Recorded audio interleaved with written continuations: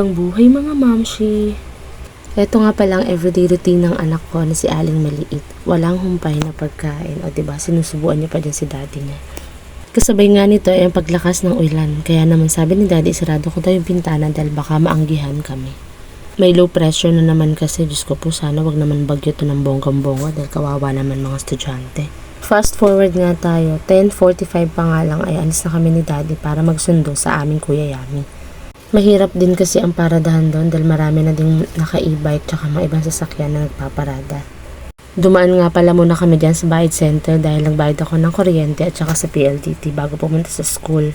After nga namin makapagbayad ni Dada ay diretso na kami dito sa school para sa parking area, diba? Ngiting wagi na naman dahil nakapag-park kami ng bongga. Ang lakas nga ng ulan niya, nakakaloko. Sabi ko kay Daddy, bahala, baka mamaya ma-stranded kami.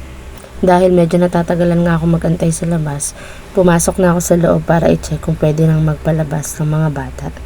O diba, akala ko ako lang yun nandito sa loob. Diyos ko po, ang dami na din pala mga magulang na nandito. Pwede na din pala sila sunduin.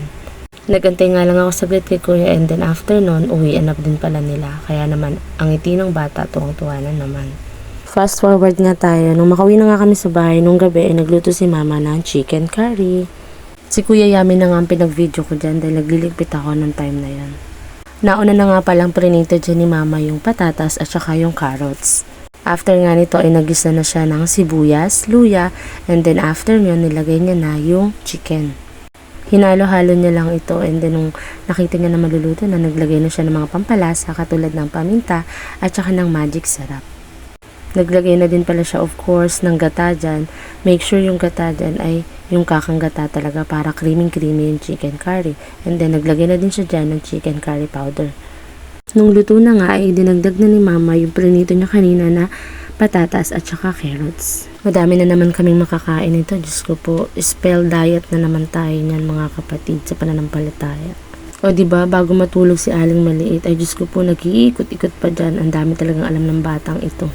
Marami pong salamat sa panonood. Ingat po palagi. God bless us.